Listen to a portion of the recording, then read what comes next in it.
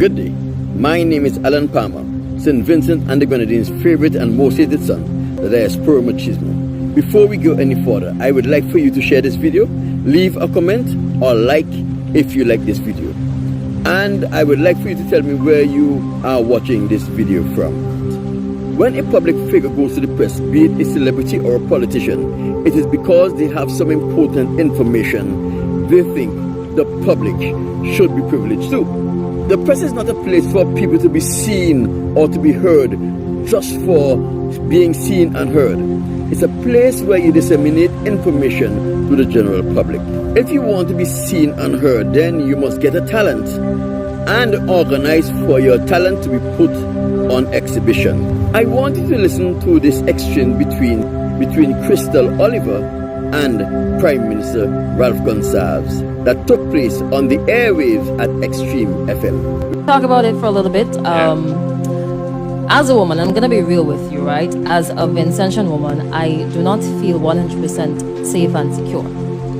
And I say that because of what has been happening in the country and making the for the past since forever, right? As it concerns children as well and sex crimes and sexual offenses. Coming from the government, I do not feel like you have women's and children's best interests. That's absolutely ridiculous. I'm saying how I feel. Absolutely ridiculous. I'm saying one of the things we must bear in mind here is Crystal Oliver is not a journalist. She is a radio announcer, and therefore she is not required to stick to the professional ethics as a journalist will, because she is not trained as a journalist. Here we have a situation where one of our nation's youths is having a conversation with Prime Minister Ralph Gonsalves, the Prime Minister of St. Vincent and the Grenadines and the Minister of National Security. And she saw an opportunity to have a discussion or dialogue with the Prime Minister as it relates to her personal feelings, and a feeling that is synonymous within the community among women. Crystal explained to the Prime Minister, as a woman she does not feel 100% safe and secure. And she also elaborated and said that she do not feel that the Prime Minister have the best interests of women and children at heart. And one of the questions we have to ask here, and the question the Prime Minister should have asked himself before he reacted, not respond, before he reacted to what Crystal Oliver was asking is Crystal fears and insecurity justified? When you consider that St. Vincent and the Grenadines have a higher than normal incidence of rape, sexual assault and physical violence against women, you have to consider that Crystal feelings of not feeling safe and secure as a woman in St. Vincent and the Grenadines is highly justified. This is not the first time a female in a public forum has expressed their lack of security and the lack of safety they feel living in St. Vincent and the Grenadines. This is a public cry. It is a cry that can be heard in the media. It's a cry that can be heard on radio. It's a cry that can be heard in the articles in the newspaper. And it is a cry that is expressed by women across St. Vincent and the Grenadines. It should be a priority concern for the Prime Minister, who is also the Minister of National Security. He should have took that opportunity to quiet Crystal's fears. In doing so, he would have quieted the fears of women all across St. Vincent and the Grenadines. And when Crystal declared that she does not feel that the Prime Minister has the best interests of women and children as a priority, she was correct, because of all of the concerns that have been aired in the public domain by our women, of their fear of being raped, the fear of violence that is commonly being perpetrated against the female gender. The Prime Minister have never done anything to stem the tide of violence against women. He have not done anything to stem the tide of violence against children. And he have not done anything to deal with the rising crime of St. Vincent and the Grenadines. He have not even given a word of concern to come on national radio and TV to say that he is concerned about the high rate of crime against women, children, and crime in general. Not a word. So here we see Crystal was right in the way she feel, because the person who is in charge of national security have never come forward and speak on the issue of crime against women and crime against children, and even caution our men to start respecting our women. And he would start by leading by example. So when Crystal Oliver made this declaration that should have led up to a question, she was not being malicious. She was only expressing her fears, her concern as a woman in the community. And those fears and those concerns are real and they are true. And the Minister of National Security was the appropriate person to address those fears and concerns. We must never forget that Prime Minister Ralph Gonsalves was accused of rape and sexual assault by several ladies within our community and within the diaspora. In one such case, when the policewoman Michelle Andrews accused Prime Minister Ralph Gonsalves of raping and sexually assaulting her, the Prime Minister came in the media and declared that he gave the policewoman a reassuring kiss.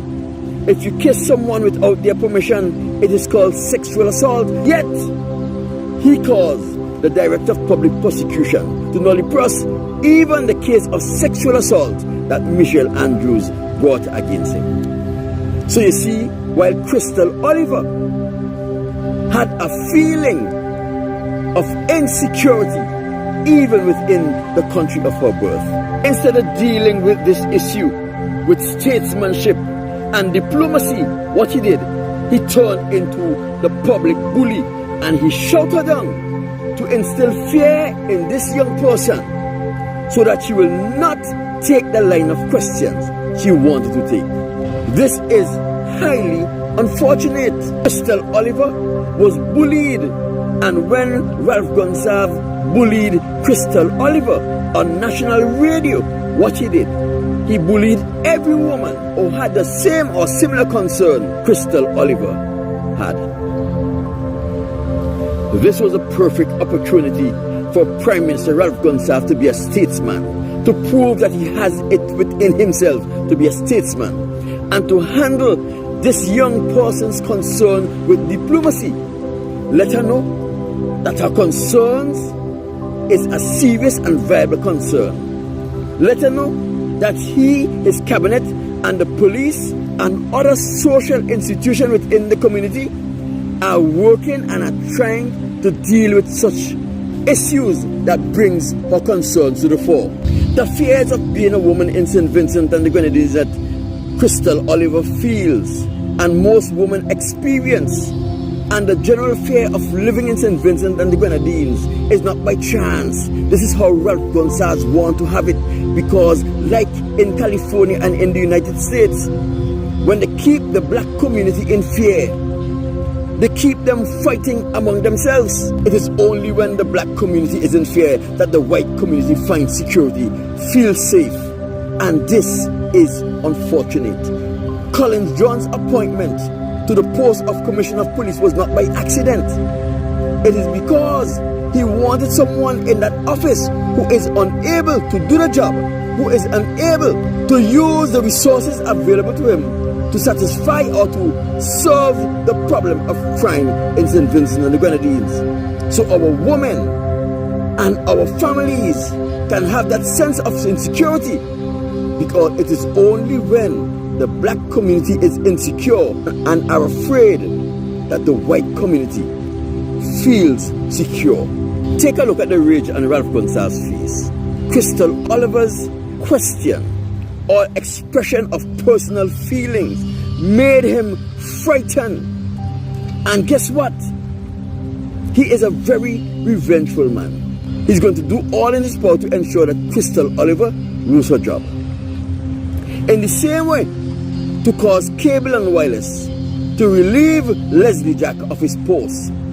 When we consider that Leslie Jack entered Cable and Wireless as the manager of Cable and Wireless when Cable and Wireless profits have reached a vast diminishing return and they will not make any profit. And Leslie Jack used his skills, revamp Cable and Wireless operations and bring it to a company that was profitable.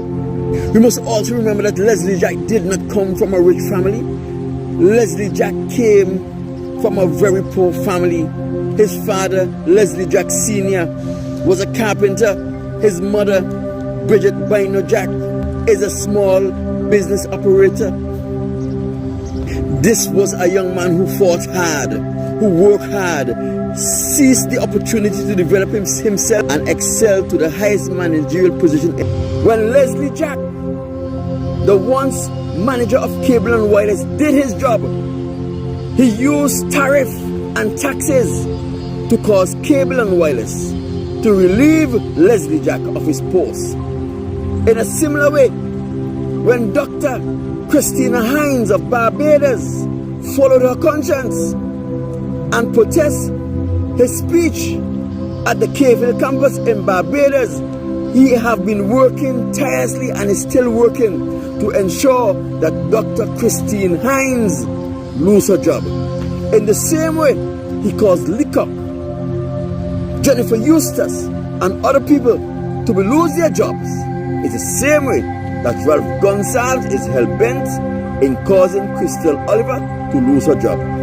For that statement that she made, that embarrassed him, that brought the truth to the fore. Don't forget, Extreme FM license to operate as an FM station in St. Vincent and the Grenadines have to be renewed. And he may deprive them of a renewal of the license unless they relieve Crystal Oliver from her post. My name is Alan Palmer, St. Vincent and the Grenadines' favorite and most hated son, the Diaspora Machismo, asking you to share this video, like this video, leave a comment on this video, and let me know where you are watching this video from.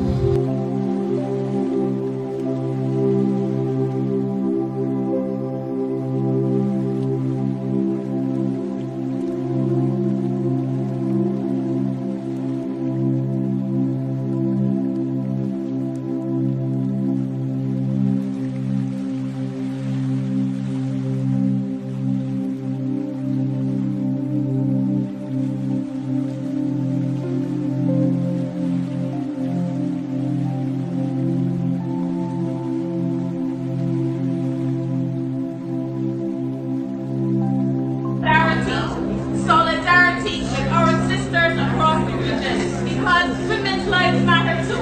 We're addressing not silence, not dignifying silence, but address over the last 10 years, over the last 20 years,